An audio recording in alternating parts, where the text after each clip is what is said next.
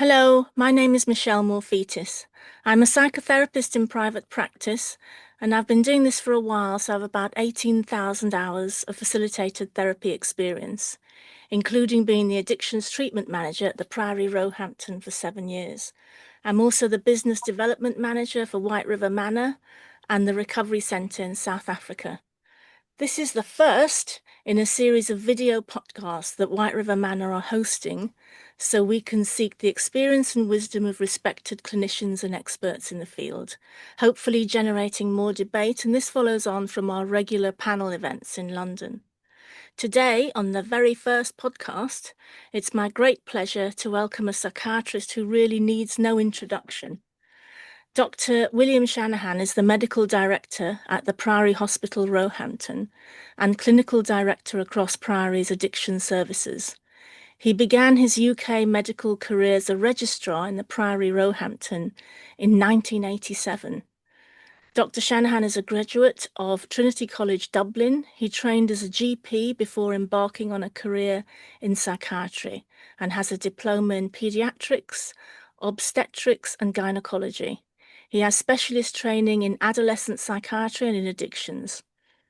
He was appointed as a consultant in the NHS in 1992, working in what is now the Central and North West London NHS Foundation Trust.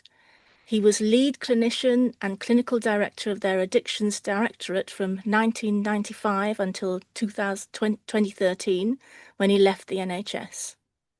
He was medical director of the Nightingale Hospital from 2000 until 2019, and for 5 years he was an honorary senior lecturer at Imperial College. He's amongst the first responsible officers appointed by them in 2011 and was a GMC specialist examiner for 20 years. Dr. Shanahan has a number of publications relating to managing people with schizophrenic illness in the community, and he is one of the pioneers in researching the treatment options for people with opiate dependence. Welcome, Dr. Shanahan. Thank you. I've known Bill for many years as a friend and colleague, and I've been a therapist to many of his patients over the years. And Dr. Shanahan's also visited White River Manor in South Africa, and this helped us refining our output and also being able to tailor experiences for particular clients, which is part of the White River Manor ethos. So just to start off, the aim of the podcast is just to shed light on certain topics and to generate a wider discussion. The conversations aren't definitive. They're, after all, our views, but they do come out of experience. So welcome, Bill. Thank you. If I kick off then, given your vast experience in this area, what changes have you seen in the arena of mental health over the decades? Goodness. I think the most profound change has been the attitude people have towards admitting to mental health problems. Yeah. I was discussing this with a patient earlier who was just saying that perhaps one's relationship with drugs some drugs, as they become more available and more legal, may even go the same way. For example, as states recognize and accept the use of cannabis, are we going to find people admitting to more cannabis use over the years? But certainly, from my perspective in psychiatry, it's been about mental health regarding depression and anxiety and phobias and fears and panic attacks. Yeah. And I think people are much more likely now to tell you that they're on an antidepressant when maybe 20 years ago they wouldn't have told anyone in case they were stigmatized about their mental health and that adversely affected their employment. Yeah. But now I think we see people who are far more willing and open about discussing their fears, their phobias, and their anxieties. And I've seen quite a big increase in these anxieties. And of course, that raises the question, is this because we're happier to talk about them, or is it because the world is changing so quickly in terms of pressure that people are becoming genuinely more anxious? I suppose we could ask ourselves, is this replicated across all communities? Would we find anxiety in the poorer parts of the world, for example, or is it a first world problem? Yeah. And that's another debate. But certainly in my lifetime career, I've seen a huge increase in the number of anxieties and panic episodes being presented to us as psychiatrists. Yes. And do you see a difference in the cohort that you're seeing in particular, younger, older? women, men? Well, of course, people change in terms of what the sometimes what the Vogue presentations are and the Vogue interest. There's certainly an upswing in the number of people with ADHD, for example. And again, is that because this is a cool thing, as some people say, or is it because actually we've been misdiagnosing attention deficit for many years? And I think especially in females, it's been extraordinarily underdiagnosed, and people miss ADHD and have given women diagnoses of other conditions that haven't been therefore haven't responded to treatment, and they've been very unfairly treated. But I think with better understanding of this condition, we've seen quite a bit more of this. I suppose going back to my earlier point, I've seen more just an upswing in new drugs around. So club drugs in particular over the years, and several communities, drugs have moved from poppers and ecstasy over to GHB, GBL, those so-called club drugs, um, stimulants such as crystal methamphetamine have replaced the old style speed. People used Yeah. to take the old amphetamines, but then dexfenfluramine and those anti-appetite drugs that were all the rage in the 60s and 70s, in a way, they've been replaced by other anti-appetite drugs that are now the rage. And Yes. you could say that there's sort of been a mirroring of the style of drugs people use. Some of them now, of course, legitimately prescribed for so-called weight loss problems, and Yes. they too can lead to a dependence on substances we weren't expecting to be problematic. Yes, I think on the point of what changes, I think that people are using the phrase mental health in a way that perhaps didn't have the stigma that it used to have. But that can also be sometimes, I wonder whether it's also got a little bit watered down in that people will say, I feel depressed, it's my mental health. Do you see what I mean? Does it, because it's quite a widely used term now, it's become quite an umbrella term. I agree.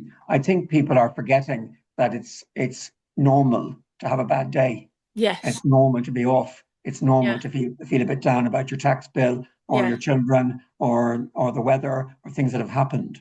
And I Yeah. think trying to explain to people that just because you've had a few bits of bad news doesn't necessarily mean you're clinically depressed.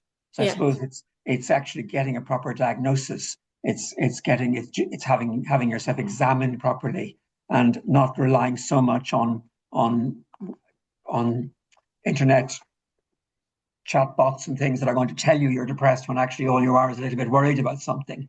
And I Yeah. suppose you probably noticed in your private practice, we do get a lot of worried well people Yeah. who probably would are much more open to reassurance than they are to medication, but who often get piled onto medication when in fact they don't need it. But some of that, of course, is because people come to you expecting to be put on something. And I think doctors often feel almost duty bound to prescribe something in terms of tablets, which Yes. of course then brings in the lobby of anti-medical lobby who say we park people on medication too quickly. But that raises the question of, well, whose fault is that? Patients are being told you must be on something. They come along expecting to be on something. If you don't give it to them, they think you're failing them somehow. And Yes. actually, I think for a senior clinician, our jobs are to say to people, look, you don't actually need tablets. This is not really a clinical problem that it's going to respond very well to tablets. So Yes. we do have a mixture of presentations in that regard. And I've seen a lot more people coming through who demand medications than and people who are much more willing to present themselves to psychiatrists when in the old days they would have gone scurrying around the back of the clinic before any of the neighbours saw them going to see a psychiatrist or a psychologist that Yes. might imply they had a mental health problem. So Yeah. everything kind of stands up in that direction. The more liberal you get and the more open you are to mental health problems, the more likely you are to turn up to consultations. Yes. I think we live in a world that's a bit click click and there's an instant fix for something or somebody's offering a solution. So I suppose that can sort of influence somebody when they're seeking treatment that I mean, I noticed that with therapy, people want less hours. So how long will this take? How long Yeah. will this take? And sometimes it's, it's a lifetime. It's not just that, as we know, the thing that's on top, there's underneath. It's like an iceberg, isn't it? And I Yes. think people sometimes are disinclined to put the time in. What I wanted to ask you, though, since you touched on it already about the ADHD and the meds, I mean, ADHD diagnoses have exponentially risen. And there is a Yeah. bit of a discussion, I suppose, in the community and out there about the efficacy or not of the meds. What's your expert view on that? As in, do I think the medications are valuable? Yeah, valuable, and I suppose you touched on it before about over prescribing, and especially Well, certain medications for addicts, that kind of thing. I suppose there's two ways of looking at this. First of all, there's a bit of a market in ADHD currently. It's expensive to get seen privately, and the waiting list on the NHS is extraordinarily long. I think some people are waiting 2 or 3 years for an assessment, Right. which is reprehensible in my view. But Yeah. that's the way it is, and I suppose if services are short, what can we do? But if you and therefore a lot of clinics have sprung up, often run by people who aren't particularly well trained but Yeah. who think of themselves as experts in ADHD, and they charge a lot of money to give people a diagnosis. And I actually think people are overcharging for these, which for a diagnostic interview that is not terribly difficult. Yes. But if you get it right and the diagnosis is correct and you have done appropriate training, what you will find is that if you put people on treatment, that the response is dramatic. And Yeah. actually, it's the one condition in the last decade where people have said to me that your treatment has been life changing for me in a positive way, and I have had my lifestyle transformed. And Yeah. I think that's a wonderful thing to hear, of course, as a clinician. We all want to make people better.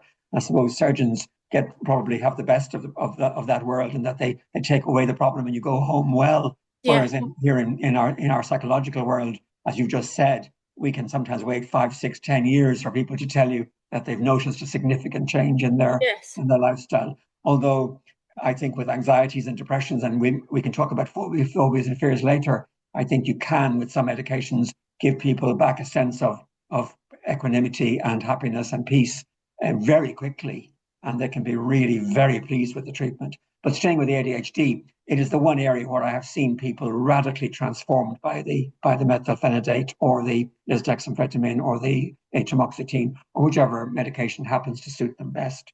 It is And a what little bit of a trial, and you do have to pick and choose sometimes, but they do work very well. And what happens with addicts who might then end up doing a bit of pill seeking? I noticed that in White River Manor, they were saying that certain ADHD medications, when they're wearing off at 6 p.m. or 7 p.m., clients can find themselves in some, they find them a bit pill seeking or a bit difficult to manage. Have you experienced that? Well, you've got to be fair to the patients. If you diagnose ADHD and you believe in your diagnosis, you then have to accept that if you give them treatment which runs out at 4 in the afternoon, you're pushing them back Yeah. into an area where they're going to feel unfocused at 5 o'clock. So when they come looking for something else, that's really not necessarily indicative of an addiction. All Yeah. they're saying to you is, I'm being undermanaged, I'm Okay. undertreated. Yeah. So you have two things to do. You've either got to put up the morning dose a little bit and see does it last longer, or you can add a short-acting drug, such as dexamphetamine. Now, as I alluded to earlier, that is one of the speed drugs, that is amphetamine. And therefore, if you're not diagnosed properly, what you probably are doing is getting a free ride on amphetamine drugs, which Yeah. previously you would have been told was an addictive drug, Yeah. which you shouldn't be using. Yes. But I think it's unfair to label people as addicts just because they want to feel a bit better at 4 in the afternoon. And in fact, when you do add in some dexamphetamine, people do get 2 more hours of focus and get more work done. And that works quite well. Yeah. But yes, I think we're always in this business, Michelle, we're always going to have the odd person who slips through the net and just wants the drugs and is really just able and very cleverly able to give you the symptoms necessary because Yeah. these forms are basically often subjective views, and the patients are clever and they know how to blag you out of drugs, and Yeah. drug And it's users are very good at this. and But especially, I suppose, for ex-cocaine addicts and so on. And I think we just have to have a nod to the non-medication solutions for ADHD, which go along with this. There's some great ADHD coaches out there and resources of changing how you approach your work admin, all sorts of things like that as well, isn't there? completely agree. And then, of course, the crossover of ADHD with autistic spectrum conditions Yeah. and depression itself and borderline personality disorders Yes. and how a patient with ADHD can have all four. So, Yes. in fact, sometimes what you're trying to help is the borderline personality, is the volatility. And people will say that whereas everything else failed with them, weirdly, the ADHD medication worked really well, and Yeah. it helped them feel much less volatile. And a bit Yeah. like some of the current weight loss drugs, the glucagon blockers, they are producing side effects that are positive in other areas of their lives, which weren't expected. People are Yes. finding. So if you and there is research now on ADHD medication that shows that the improvements do not just stay with focus; they are generalizing into general mood improvement, lifestyle improvement, general improvement in diet, and therefore improvement in cardiovascular symptoms. So there is a huge amount to be gained by just diagnosing people properly and giving them the ability to lead a life. And we could have said the same thing, of course, about people who are stuck on street drugs. And Yeah. when methadone came along as a harm reduction agent, it also gave people back the ability to keep a job, hold down a job. But of course, maintaining people, as always, was greeted with various degrees of skepticism. And we were told that we were simply, once again, putting people on substances for life when we could have given them just psychological work. Well, but whereas I do believe there is a huge place for psychology in all of these conditions, there is also, in my view, a huge place for medicine. Yes. Okay, thank you. Okay, I'd like to move on to the next question. So as I've discussed with you before, my private client cohort is about 65% young people, by which I mean under the age of 35. There's an increasing number of young men. The rate of young male suicide is also massively on the increase, and it's very troubling for many, especially parents. What do you see as any major factors here for us to take into account?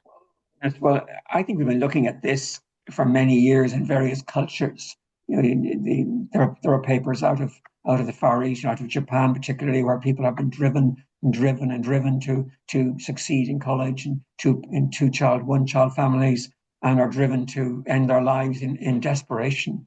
And I think, frankly, we're picking up this in all sorts of areas where people are being driven to lengths that they just simply cannot feel they comfortable in. And of Yes. course, my parents' generation certainly expected their children to do better than they did and to be able to get on housing ladders much more quickly. I think this is not the case anymore.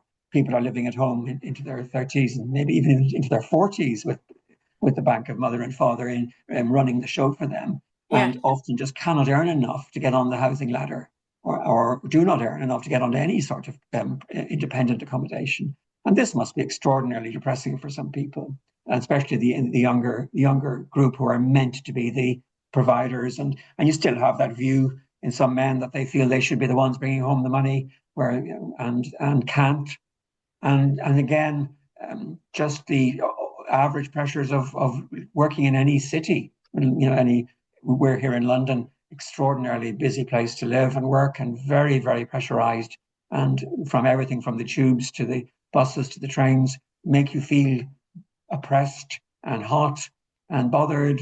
And I think if you're going home to family life that isn't very harmonious, then you can find yourself also stressed. And then if your relationships go wrong and you get into too much alcohol, too many drugs, not surprisingly, people think I'm burning out so quickly, I can't keep up with this. I want some sort of escape and do things to themselves. So I'm not surprised at all. And of course, in various, we see slightly less now in say the LGBTQ plus communities, but back in the 70s, 80s, you had the additional pressure of feeling persecuted for your sexuality, for your beliefs, depending on what religious sect came through or what country, racism. And then, of course, all the latest political stuff around being welcome, immigration, all of this puts pressure on people from all sorts of all grades and classes around whether they feel they're comfortable in this world. And I think you're picking up a cross section of all of those people in your practice. So it's not Yes. surprising that their suicide rates are going up. And for men in particular, do you think there's something about finding identity in a changing world, especially sort of who are you as a man in today's world? It can be confusing. I completely I mean, agree. it's also Yeah, obviously confusing for women as well, but we're just talking about men at this point. I think it's been identified for some time. I think Robert Bly, people like this in America began doing using and setting up men only groups to try to encourage people, but it got a bit carried away and got ridiculed in some place, some parts of the press and the movie world. People beating drums in forests and sticking things onto trees didn't appeal to everybody. But I think Yeah. there was a core truth to his understanding that men were feeling emasculated, and not feeling that they had anything to offer anymore, Yeah. and wondering where, as you say, where they stood in the world. So I think yes, it's not surprising that people are suffering from a loss of identity. And then, of course, in a world where so many identities are coming through on social media, so many, it used to be just the odd magazine. People looked at fitness magazines or Mr. Muscle or Mr. Ireland or Mr. England or Mr. Wales and thought, I can't aspire to that. Now we have bodybuilding, thousands of perfect bodies on the internet, and everyone's looking at being perfect. So it's no wonder we've got young boys turning to looking for steroids in the gym, looking to bodybuild in the belief that this will make their lives perfect. And I think it's quite a shock for people to find out that in fact it hasn't made their lives perfect. And all it's done is add another problem. Yeah, I mean, the confusion there, isn't there? And especially in certain, I mean, this will vary hugely across different sectors of society, but for some men, young men, it's much more difficult to actually have meaningful conversations that are sensitive with other men. So, I mean, I have clients who that's the reason they're coming to therapy, is to be able to have some of those meaningful conversations. It's not quite as accepted, perhaps, as it is for women. True. And then, of course, what will make it all the more difficult is if they have autistic spectrum conditions, Yeah. which make it even more difficult to feel comfortable in Yes. groups, to Yes. express yourself, to be comfortable with change, to Yes. to get the joke and Yes. be able to make a joke and Yes. understand what humor is about can be very hard for people. And if you're starting out in a large company as a young clerk or a young person in the office, and you're coming up against hardened individuals who are putting a lot of pressure on you, I think that adds great weight and an awful lot of responsibility to you to feel like you have to justify yourself. And if you're not justifying yourself, then you start wondering, are you good? Are you ever going to? And are you good enough? And I Yeah. think these people can give up very quickly. Yes. Yes. Thank you. I mean, we mentioned this a bit before, but moving on a bit, I mean, because as we've both dealt and still do a lot with addiction, you said that the presenting landscape to you now is moving into different areas. Um, I mean, I rarely see some. I mean, they used to say in Alcoholics Anonymous that the average age was about 40. It dropped to 30. Fellowships now is about, it's even lower. And very rarely alcohol only. I mean, very rarely, especially under a certain age group. It's given that it's drugs as well. I mean, do you see that changing again to something else now? Well, for several reasons, I do, and for several reasons. First of all, the public feel that the government are behind in terms of some of the newer so-called club drugs. It's Yeah, very difficult for people in the 21st century to know that they can't use cannabis in the UK, but they can go to Canada or other nations and use it freely and legally, and then come back again and be penalized for having done so if they do so here. yeah, And I think also people have had an interest in developing some of the new um, hallucinogens or of the new drugs like PCP or ketamine, even to look at treating depression and anxiety. And I think again, although there is some medical legal cannabis prescribed, it's quite hard to get it and it's quite expensive. Um, we're not ready with PCP yet. We're not. We have one or two ketamine clinics, also extraordinarily expensive to get onto ketamine clinics. But I think we've got to push this envelope a little and have a look at the general attitude of the public towards these substances. They're not as frightened of them as they ever used to be. Everywhere you turn now, in London, certainly where I live, all you smell going home in the evening is cannabis. So lots and thousands of people, I think, are smoking this drug. And so what are we doing about stigmatizing and making this illegal if we could make it legal. I'm not advocating that we should make it legal. In fact, we see the psychotic element of cannabis use. Yeah, yeah. But I think we need a broader debate on where we're going with these drugs. And I think that's why people are out of step with our legal views around substances. And I think we need to have another look at this. I certainly think we need to research the drugs like PCP and ketamine far more quickly and far more broadly, so that if they do turn out to be helpful in place of antidepressants, then we need to use them. And this may also alleviate some of the burden on the antidepressant population who feel that they're being poisoned by drugs that give them terrible side effects when Although these other substances might work better. Although we've also seen a massive increase in ketamine addiction, haven't we? Including quite a Yeah. number of fatalities there as well. And the number of deaths even from cannabis are going Yes. up, And and they're from definitely, and that psychosis, because people assuming cannabis is, well, not all strains are equal, let's put it that way. And for the ketamine thing, that's used as a party drug without thinking of perhaps the consequences of misuse of it. I think people miss the fact that if you have a if you broaden the base of users like a pyramid, you will automatically broaden the apex of users where all the psychotic people are. Yeah, So if a drug becomes more available, we are going to have more problems. But yeah, of course, what the people on the base of the pyramid say is, well, that unfortunate things happen to some people, and it won't happen to me. But yeah, I think we need to be aware that these are dangerous compounds, yes, and there's no avoiding that. But then, of course, alcohol is a dangerous compound, and it's legal, and nicotine's been legal for years, and is probably more dangerous than any of these compounds we've just mentioned. And yes, we have managed to persuade people around the risks of smoking cigarettes, but we've done very little around the risks of taking alcohol beyond informing people a little bit about units. But that message is very garbled. And of course, you could argue that that's because there's a huge tax incentive, and the government make a lot of money from taxing alcohol. So there's no real appetite to reduce its use. But yet we continue serving it, and yet we're paranoid about cannabis and about PCP and about ketamine. So which is it? yes, What are we actually saying? And if we're going to make people go through hoops because they've been found with a little cannabis in their system when they're saying working in sports or whatever, what are we going to do about alcohol? What are we going to do about smoking? And we don't. Rugby players and sportsmen can have a drink, but they can't have a drug. yes, Well, we have to debate that. yes. I suppose that clinicians are also have very different views on these things as well, don't they? And also based on your own experience. So that makes it difficult for other people to navigate this.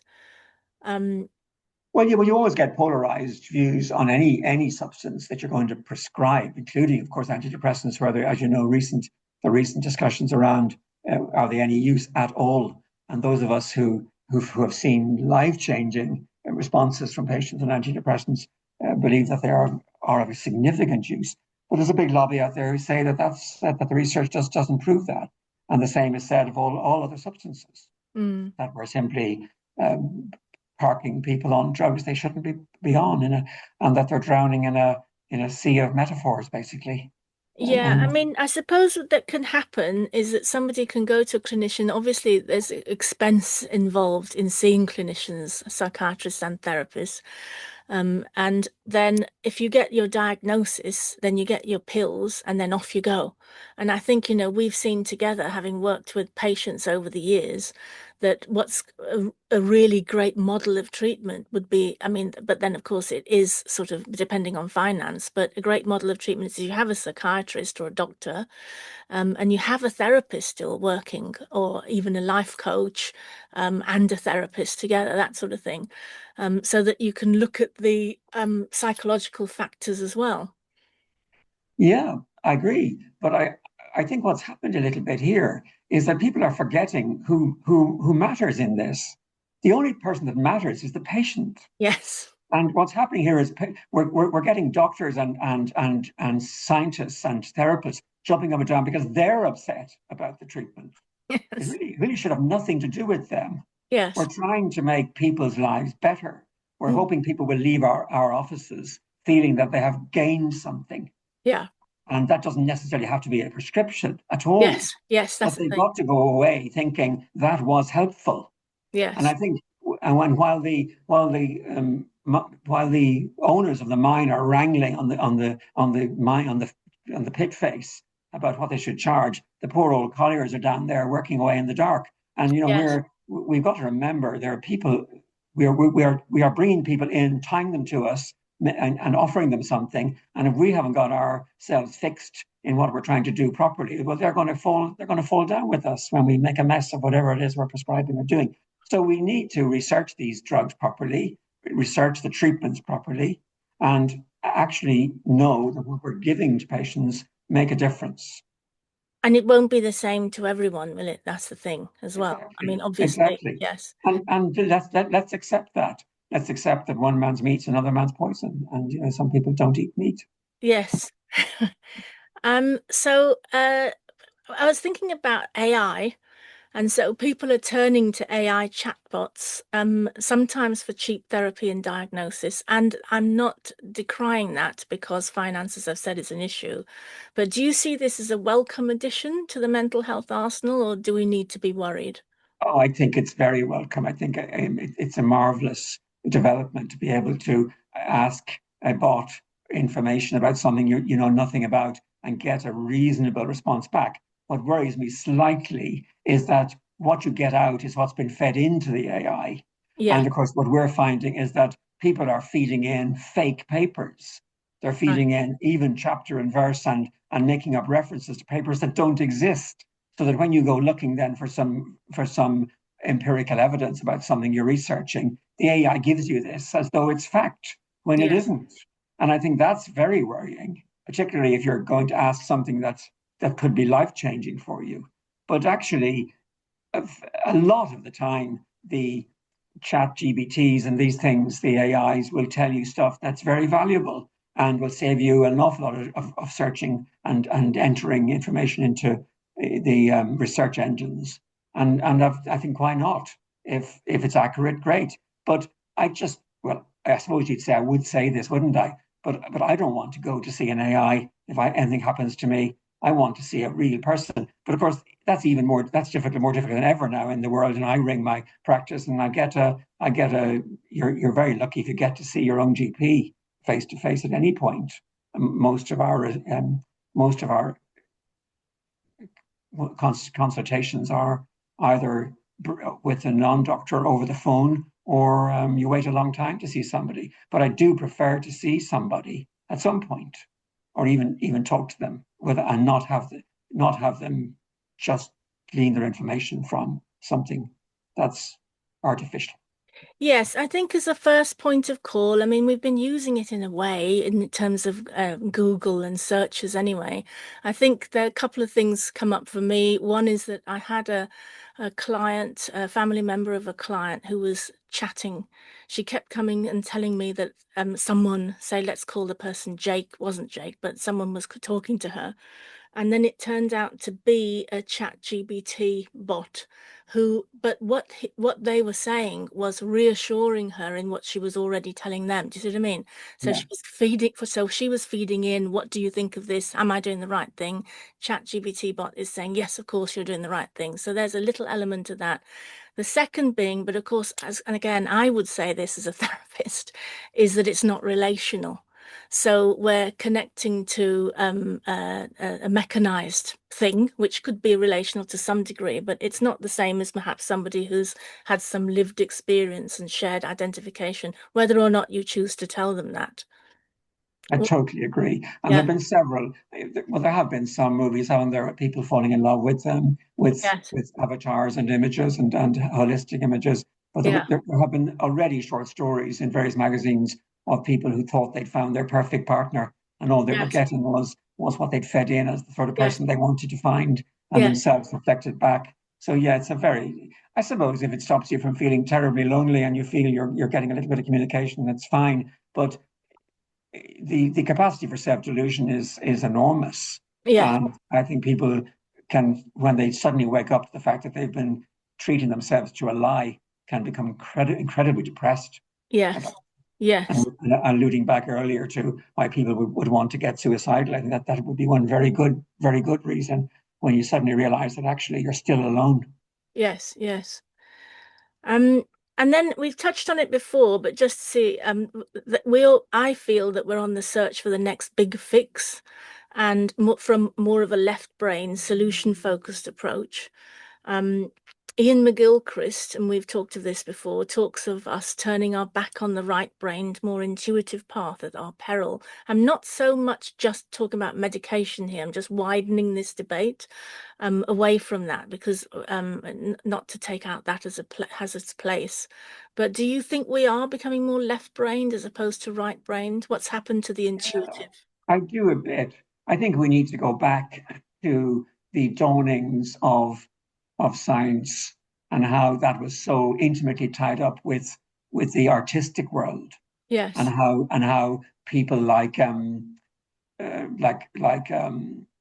Faraday and um, Davy, Sir Humphrey Davy, were close friends of the great poets like Coleridge and Keats and Shelley, Yeah. who actually then who incorporated then their work into their poetry. Yes. You know, Keats was very keen on the idea of finding planets and Yes. looking at other worlds and realizing what a small blob we were in the great scheme of things. And Yes. I think people lose touch with the fact that their own little problem, compared to what's going on infinitely, is tiny. But of course, as speaking with poetry, as Patrick Kavanagh remarked, gods make their own importance, and it matters to people that someone's moved the fence into their backyard, and they want it moved out because Yes. it's their ground, and Yes. that causes a row and that causes depression, and very little you can do unless you sort that.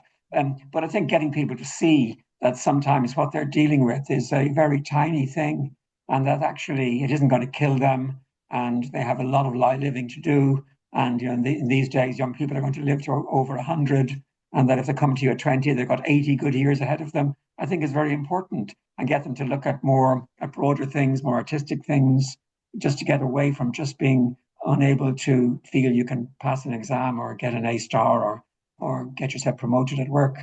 Is Don't forget there are other parts of life to bring joy. Yeah, so it can be embedding joy, remembering things that you've lost in the past, bringing that back into your life, especially with addiction and so on. I think one of the problems here is that these things are in the realm of the brain. It's harder to articulate it to someone.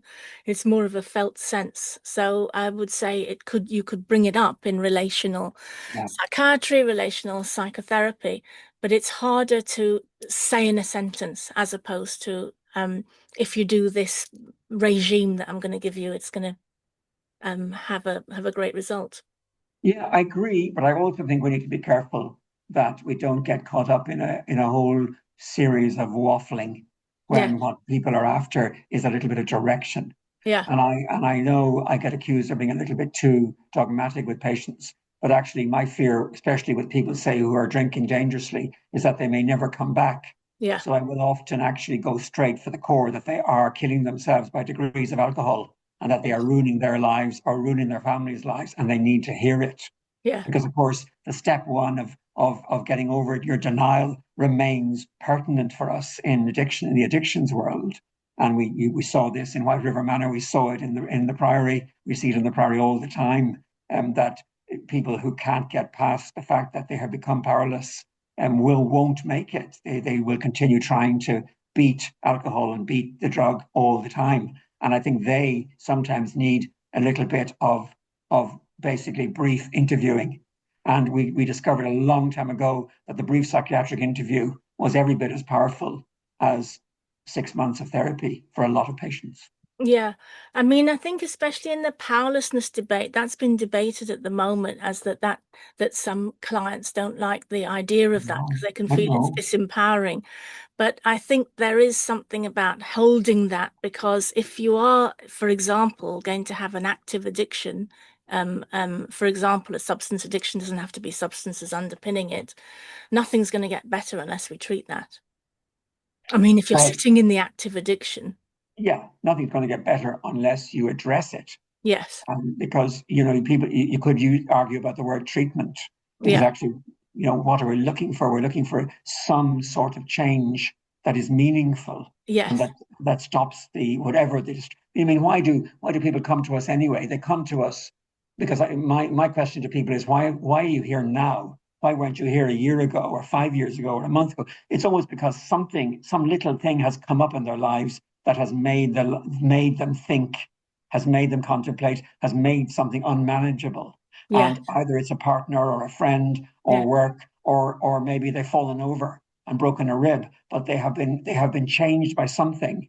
And frankly, if you don't address what the core cause of that something is, and if it's alcohol and you don't pull out that thorn, you're not going to get better. No, You're just I going to agree. continue to disintegrate. Yeah. And I refer back to my great colleague and mentor Max Glatt, who wrote who was part of the Max Glatt curve, where he said, we are all on the same slippery slope of descent with alcohol problems. It just depends how far down you go before you kill yourself. Yeah. But the beauty is you can cut short that descent at any point Yes. and come back up again. And Yes. I think we can provide that role, and we can provide that evidence, and we can provide that help to people who are on that slope. Yes, I agree.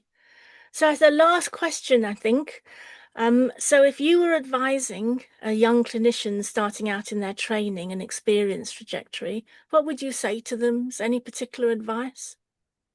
Um, I'd say to them, in our world, not to expect to earn very much money, because actually it's not terribly lucrative. You work very hard, and you see people for an hour at a time for much less than many professional people will get paid in the city or in the law or whatever. Also, if you go to become a psychiatrist, you have to become a doctor. As you know, there's a lot of trouble around doctor salaries currently. People are young colleagues that I'm talking to are waiting to get their degrees so that they can leave medicine and go into business Mhm. and use their degree if they can to improve their opportunities in business. And I think this is really sad for the profession.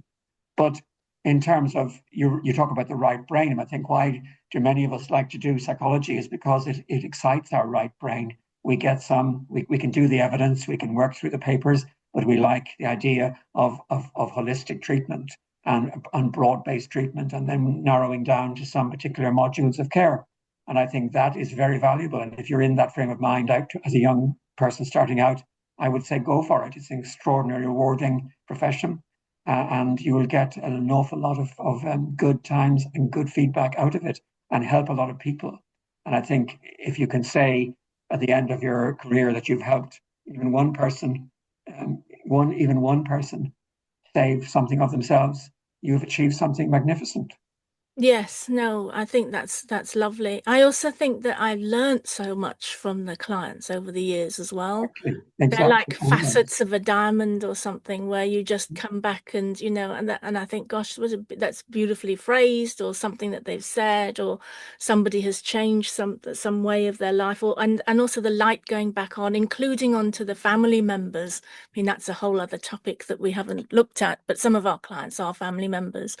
But I think it's that, isn't it? If you have an interest and want to keep evolving, then maybe it's a good profession for you.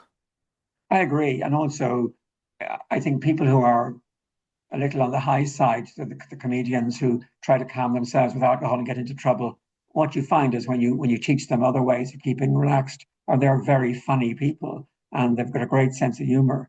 And the vast majority of users and dependent people I've looked after have an enormous array of talents in other areas going on that they can then exploit when they've taken away the thing that was holding them back. And Yes, it's lovely to watch that develop. yes. Okay, well, I think thank you very much. Thank you very much for your time. And it's been lovely to speak to you as ever. Lots of food for thought. And do you have anything closing to say? Just that I really like working with you too. And I think you're a super therapist. And I think White River Manor are lucky to have you. Thank you. I'm lucky to be there too. But thank you very much, Bill. We'll See you talk soon. soon. Thank Bye you. bye. Bye Bye. bye.